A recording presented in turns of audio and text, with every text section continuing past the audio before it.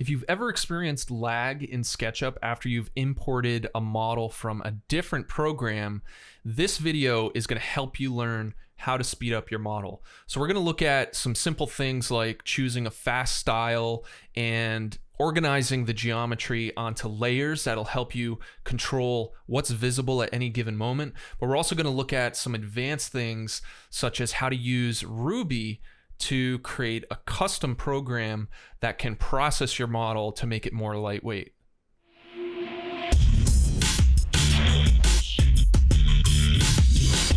Hey, I'm Matt from MasterSketchup.com, author of SketchUp to Layout and co-author of SketchUp in Layout for Architecture. So I just imported this model into SketchUp. This model came from MyTech Sapphire, which is a truss engineering program. And a raw export from MyTech Sapphire directly into SketchUp is just so slow. You can see as I try to orbit around, everything's very slow and laggy. And you'll also notice a feature that SketchUp has built in, which is really great. It can actually recognize when you have a very large file, and it'll temporarily simplify the geometry in order to enable you to orbit around smoothly. So this is great and all, but I cannot work with a model that is this slow. So we're going to go ahead and work through this example and walk through specific things that you can do in your models to make SketchUp faster.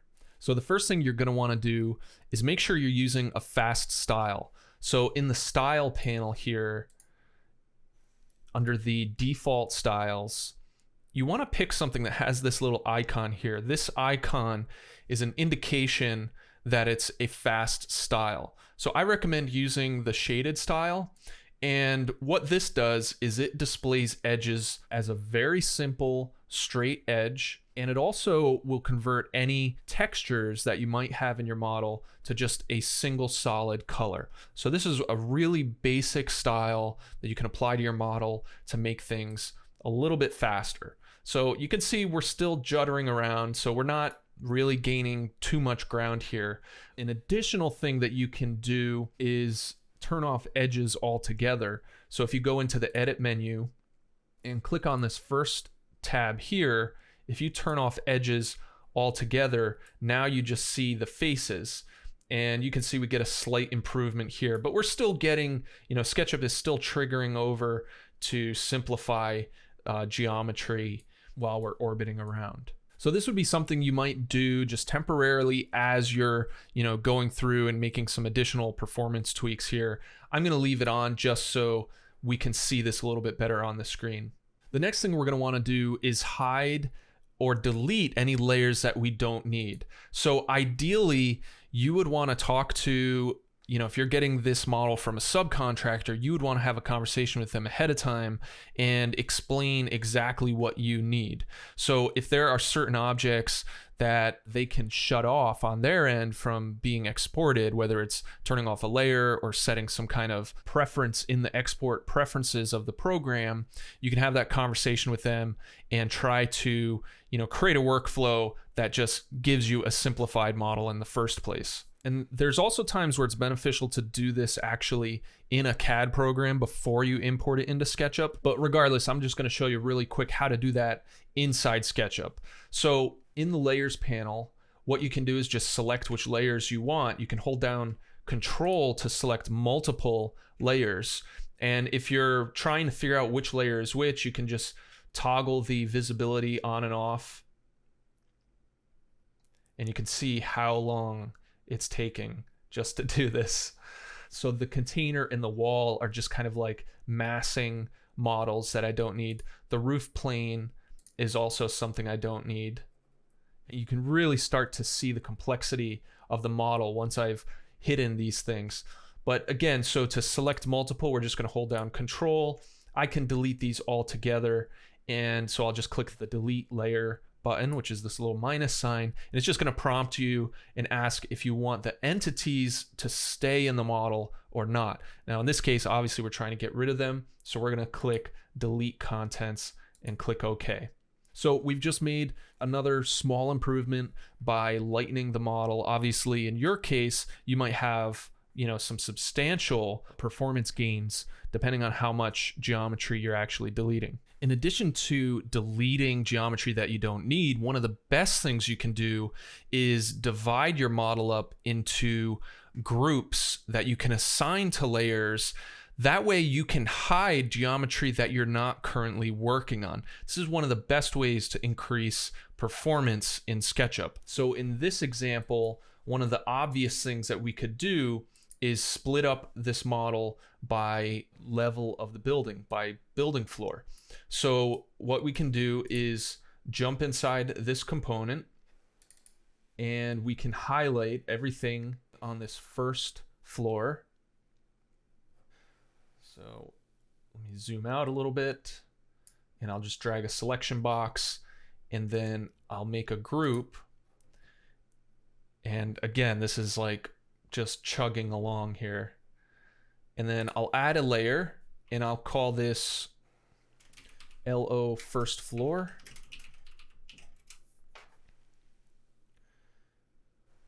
And then I'll assign this group to the LO first floor layer. And that'll allow me to turn off that layer when I'm not working on it, which will definitely help us with performance. So I'll go ahead and repeat this process for these other two levels as well.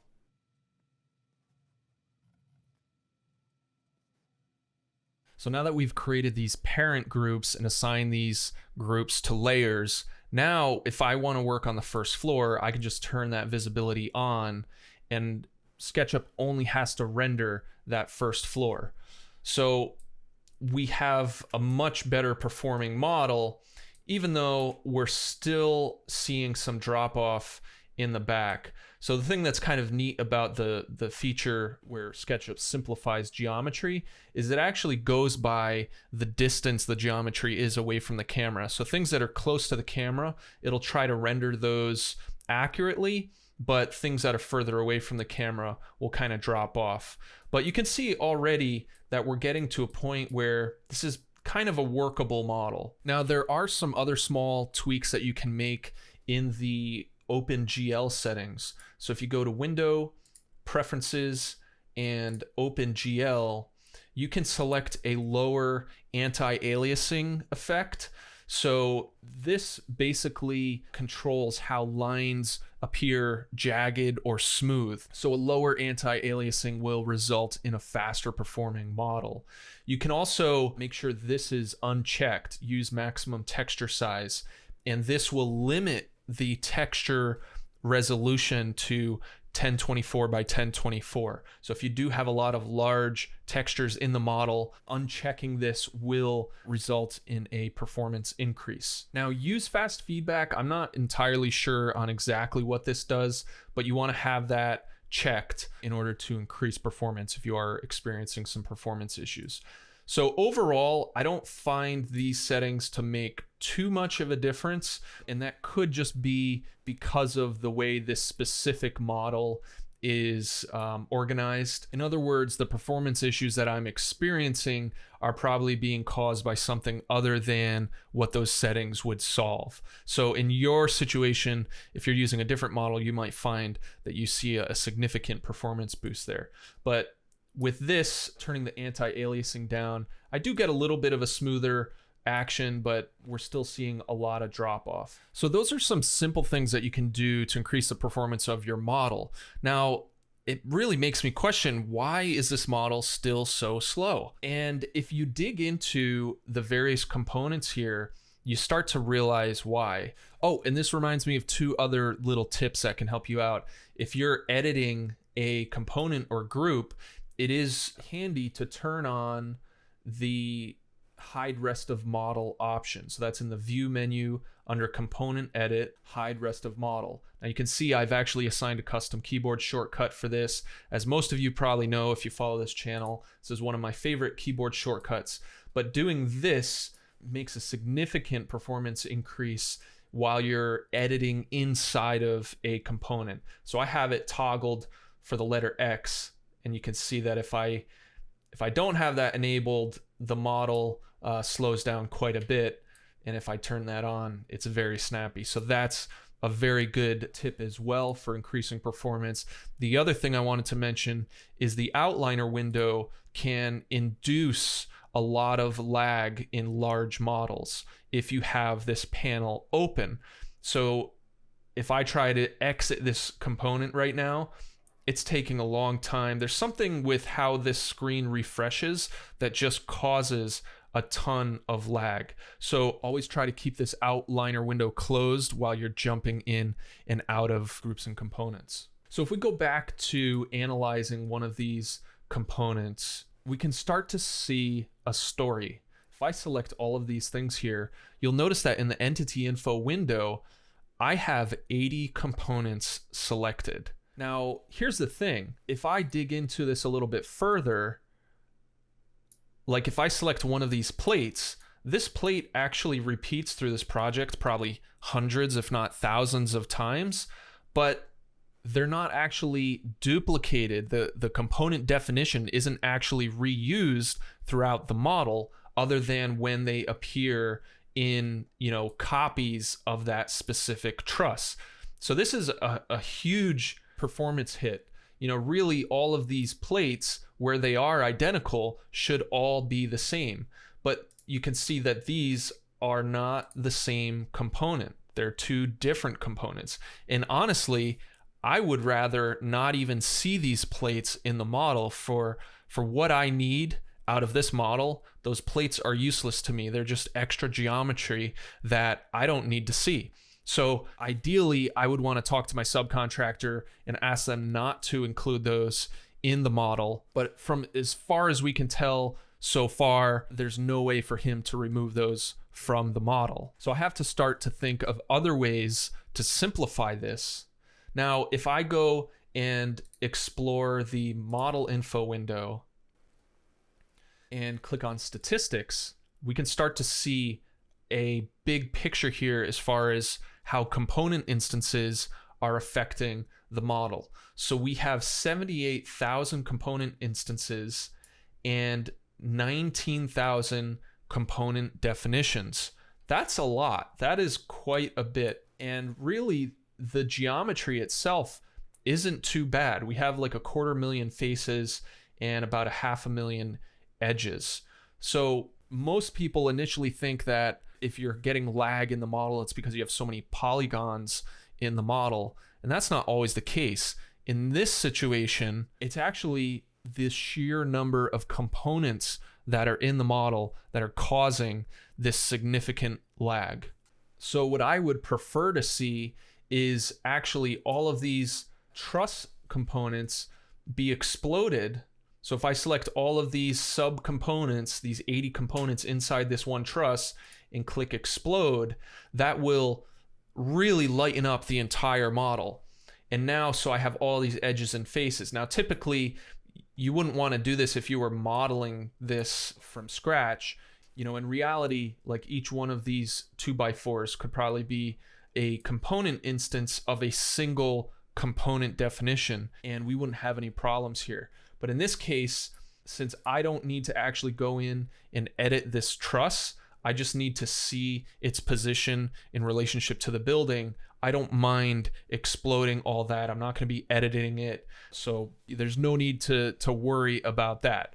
The problem is for me to go and manually explode every single component would take forever. And that is where Ruby comes in. So using a custom Ruby script, I can programmatically loop through every single one of these components and explode all of the contents and purge the model of all of those useless component definitions. And this is the result of running that script. I can navigate around the model effortlessly. There's no drop off of geometry. I actually have everything visible here. I don't even have to hide any of this geometry in order to navigate.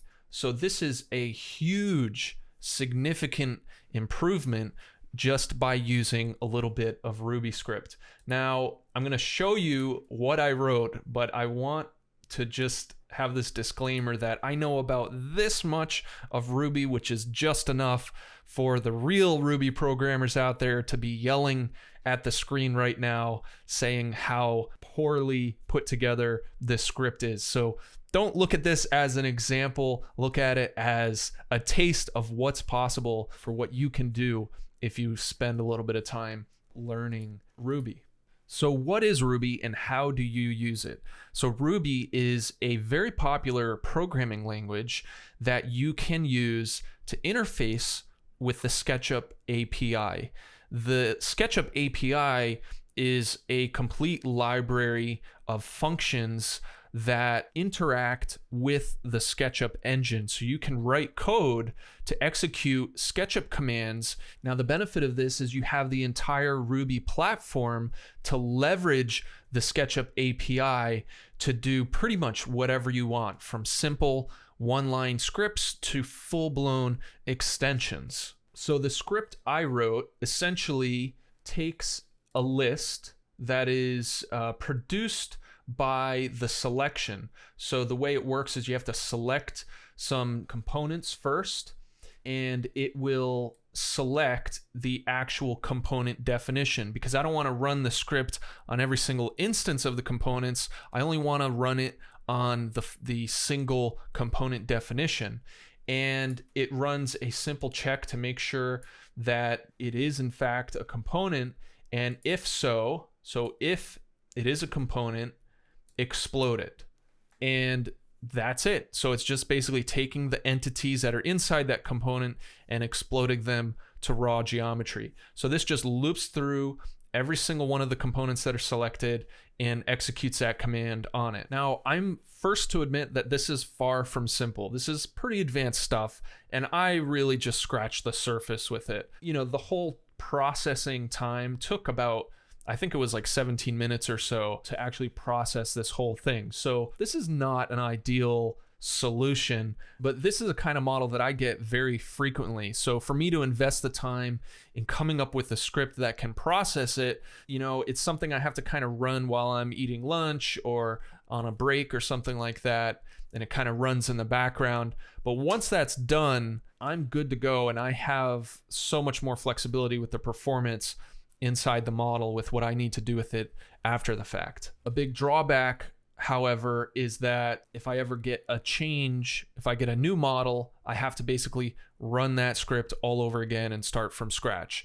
So it's not ideal, but I wanted to show this to you just to kind of give you an idea of what's possible. So if you want to learn how to do this stuff in Ruby, in SketchUp, the first thing you need to do is learn how to program in Ruby. There's a ton of resources online. If you just Google Ruby courses, Code Academy is a great way to get started. You can learn how to use Ruby right inside your browser, and that will allow you to learn the basic structure and language on how to program in Ruby. And from there, you can go to the SketchUp API resource, and this will show you exactly how to use all of the various functions and methods to interact with the SketchUp engine.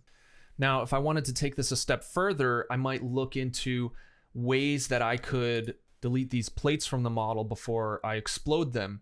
Now, the first thing I might look at is there anything in the component name that I might be able to filter down?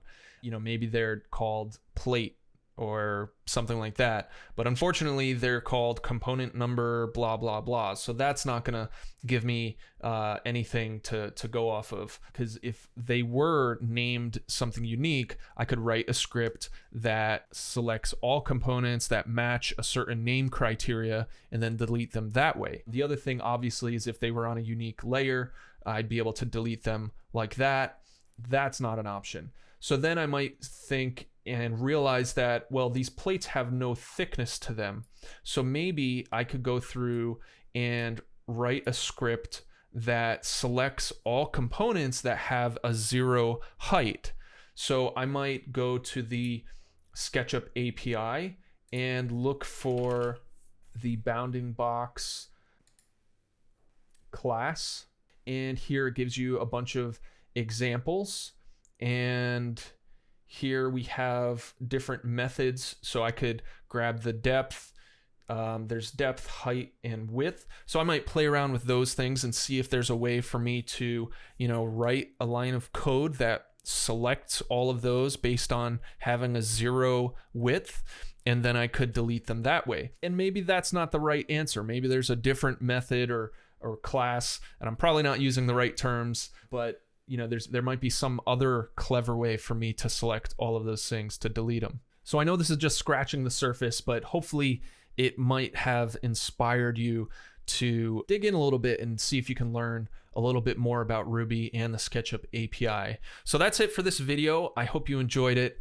Make sure you give this a thumbs up, and please subscribe if you'd like to learn more SketchUp tips in the future. I will see you in the next video.